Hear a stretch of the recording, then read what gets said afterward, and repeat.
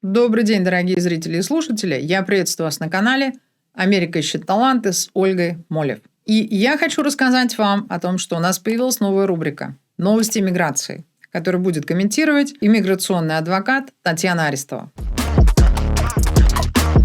Здравствуйте, Татьяна.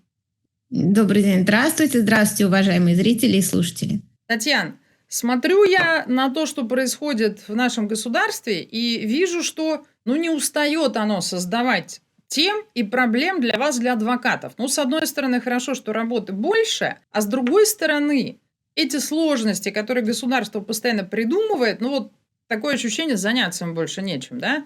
Придумали новые правила, которые затрагивают не только какую-то конкретную группу людей на гуманитарной программе или на пароле, или на любом типе виз, а это новые правила public charge, которые говорят о здоровье и других параметрах родителей граждан.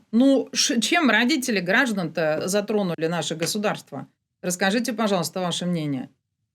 Да, конечно. Прежде всего хочу заметить, что новые правила касаются не только родителей граждан, но, скажем так, родители граждан – это та самая категория, которая, скорее всего, первой попадает под удар и которой, в общем-то, относится это новое ужесточение правил.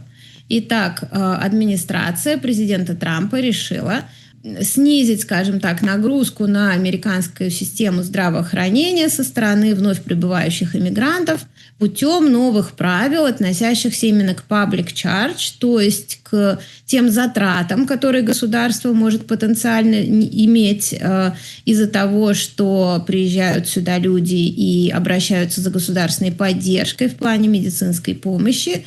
И в связи с этим были введены новые правила, которыми должны руководствоваться консульские офицеры при выдаче или невыдаче иммиграционных, а также и неиммиграционных виз. Что удивительно, раньше для неиммиграционных виз такие жесткие ограничения не применялись. И по этим правилам офицер должен внимательно оценивать кандидата с точки зрения вероятности того, насколько кандидат сможет стать нагрузкой или обузой для американской системы здравоохранения именно в плане бесплатного лечения или государственной поддержки.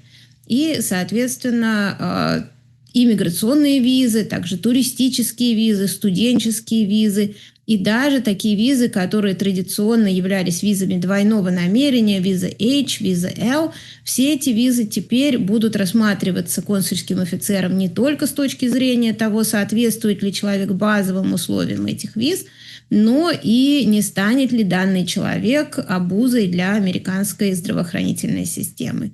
Вот такое вот нововведение, которое теперь официально уже вводится в практику. Официально вводится в практику, это прям появился какой-то документ, который говорит и выдает эту инструкцию офицеру USCIS? Да, безусловно, вышла новая инструкция, только не для офицеров USCIS, а для Department of State, Госдепартамента. Это ведомство, которое занимается выдачей виз за пределами Соединенных Штатов.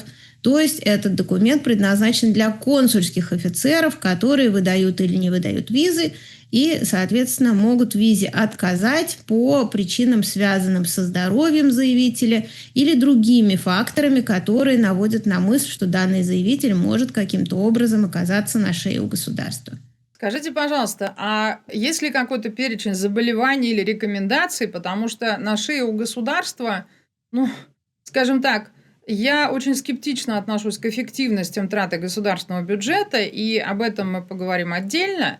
Но какие конкретно в этой ситуации заболевания или признаки, которые должен рассмотреть консульский офицер, прежде чем такое решение принять? Да, безусловно. Значит, что удивительно, это то, что не только какие-то конкретные заболевания, но и общие кондиции человека, например, такие как ожирение, лишний вес, будут приниматься консулом во внимание. Официально считается, что лишний вес может вести к возникновению каких-то заболеваний, является, так сказать, предшественником, прекурсором каких-то заболеваний, поэтому на это обращается внимание. Дальше обращается внимание на такие заболевания, как диабет, или даже такие заболевания, как sleep apnea, то есть апноэ сна, когда человек храпит и не получает достаточно кислорода во время сна, от этого тоже могут возникать какие-то заболевания. Гипертония, масса заболеваний, которые, в общем-то, не являются ни заразными, ни каким-то представляющими общественную угрозу. Вот все это теперь консул имеет право взвешивать, принимать во внимание и, например, отказать в визе по подозрению, что, возможно, вы плохо высыпаетесь, дорогой заявитель. То есть, таким образом, консулу даются очень широкие полномочия для отказа в визе в случае возникновения подозрений, связанных со здоровьем заявителя. А скажите, пожалуйста, консул должен это как? Вот он сам на человека приходит, ему давление померил, или все-таки человек должен принести список и свою какую-то карту, или он где-то проходит медобследование? Что является тем самым материальным фактом доказательств, на которые консул будет смотреть? Он же не сам ему давление будет мерить при собеседовании. Дело в том, что именно практика правоприменения подобных нормативов сейчас пока еще не известна нам, то есть мы еще не видели случаи применения. Сегодня мы только рассказываем зрителям и слушателям о том, что такой вот новый меморандум поступил в Госдепартамент. Прежде всего стоит отметить, что все заявители на иммиграционную визу обязательно проходят медобследование у врача, который обычно традиционно, опять же, смотрел на то, есть ли у человека какие-то заразные заболевания или заболевания опасные для общественного порядка, например. Вот. Сейчас, например, в список опасных заболеваний или состояний включили даже депрессию, которая не является особо опасным, общественно опасным состоянием. То есть, скорее всего, дело касается прежде всего заявителей на иммиграционные визы и тех результатов медосмотра, которые врач напишет по результатам обследования, и, возможно, консульский офицер будет оттуда делать какие-то выводы. Значит, во многом, наверное, это будет основано и на той информации, которую сам заявитель предоставляет во время медицинского осмотра, разговаривая с доктором, рассказывая, какие у него проблемы, есть проблемы или нет. Также не забываем, что вакцинацию нужно проходить для получения иммиграционной визы. То есть, опять же, если человек просит какие-то отводы от вакцинации, ссылаясь на свои собственные болячки, возможно, это тоже могут счесть признаком того, что человек, если он настолько болен, что не может перенести вакцинацию, то тоже может стать обузой для государственной системы здравоохранения. Ну вот стоит отметить, что еще на разные другие факторы разрешено опираться офицеру не только на здоровье, но здоровье вот здесь ставится абсолютно во главу угла. Скажите, пожалуйста, а помимо здоровья, я знаю, что есть еще пункты, которые в этом меморандуме. В частности, ну, например, скажите, пожалуйста, финансовое состояние заявителя. И если раньше было достаточно поручителя, который мог бы поручиться, что человек, приезжающий в Соединенные Штаты, может быть или может жить на средства поручителя, на свои собственные. Что сейчас с этим положением происходит?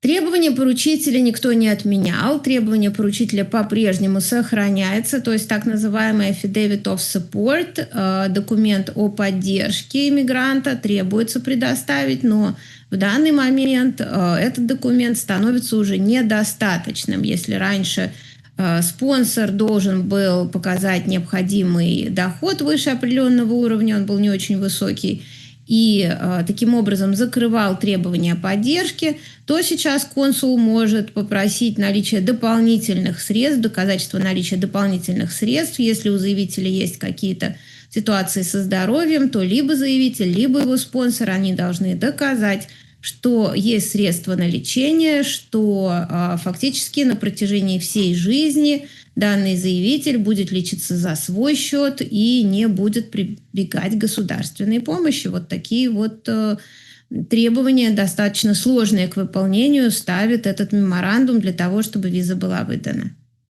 А скажите, пожалуйста, доказательствами могут считаться налоговые формы, выписки из банка? То есть что должен принести заявитель помимо affidavit of support, чтобы доказать наличие у себя способности жить и содержать себя на территории Соединенных Штатов? Ну, во-первых, в самом affidavit of support есть графы, которые, скажем так, не являются обязательными к заполнению. Если раньше можно было только указать минимально необходимый уровень дохода и лишнюю информацию в Affidavit of Support не предоставлять, то сейчас мы рекомендуем максимально полно заполнять Affidavit of Support со стороны спонсоров. Если вы гражданин Соединенных Штатов, если вы спонсируете ваших родителей, например, или других родственников для того, чтобы они въехали в США, не стесняйтесь, не ленитесь заполнить Affidavit of Support полностью, укажите во всех графах все, что только можно указать. Наличие дома, наличие пенсионных сбережений, наличие средств в банке, наличие страховки, которая может потом, life insurance, которая может конвертироваться в какие-то средства. Все ваши средства, все ваши возможности дохода, все возможно ликвидные средства, потенциально ликвидные, все это нужно указывать для того, чтобы убедить офицера, если у вас даже не только дом есть, если есть, например, какая-то собственность, которая в аренду сдается, машины, все это нужно указывать для того, чтобы создать максимально полную картину финансового благополучия. Тогда вы с большей вероятностью сможете убедить иммиграционного офицера в том, что у вас будет достаточно средств на то, чтобы ваши родители получали необходимое лечение в Соединенных Штатах и не стали обузой для государства. Да, государство, конечно, не дает спокойно людям жить. Еще здесь же это не все, к сожалению. Есть еще требования, которые касаются бэкграунда, знания языка, образования. А здесь-то чего не хватает государству? Расскажите, пожалуйста.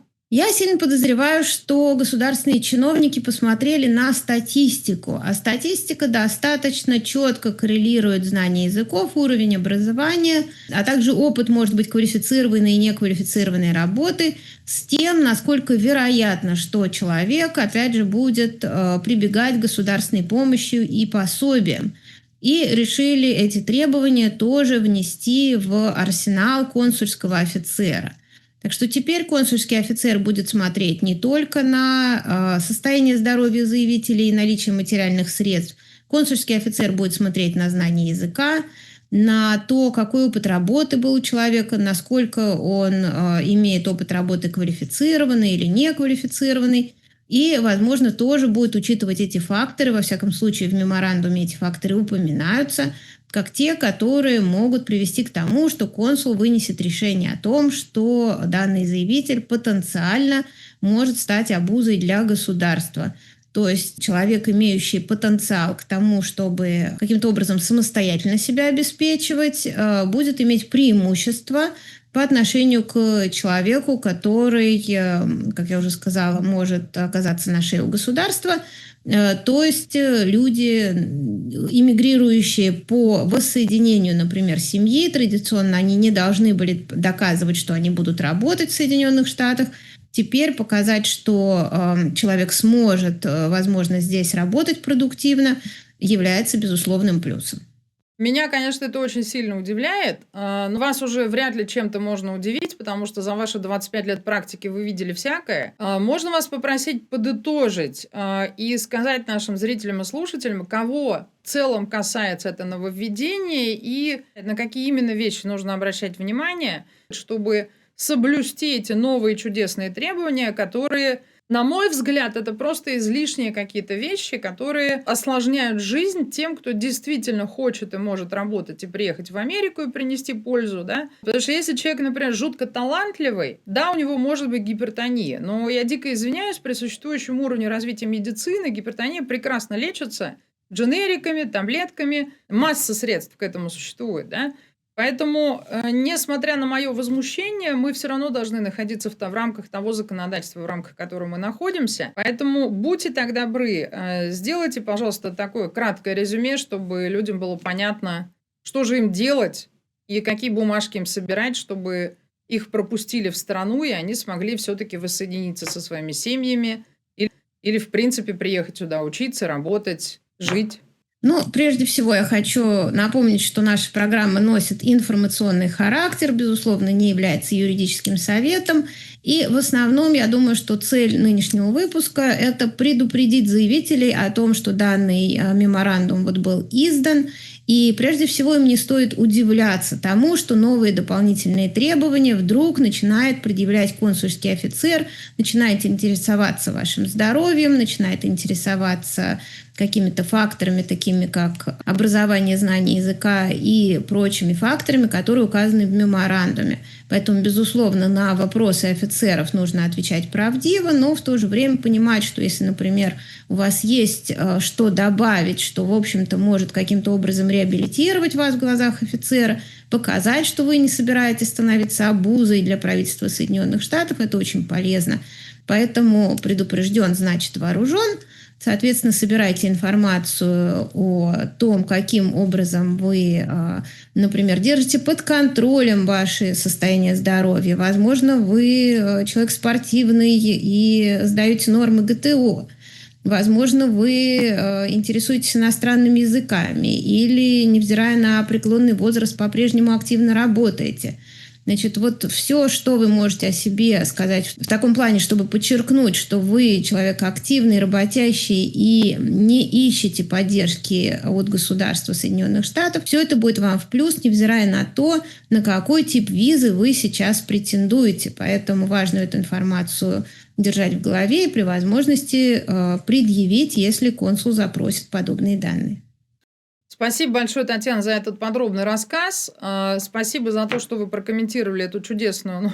Это, конечно, звучит очень саркастически, новость, конечно, не чудесная, но тем не менее, действительно, кто предупрежден, тот вооружен. Спасибо, Татьяна. Спасибо, уважаемые зрители и слушатели.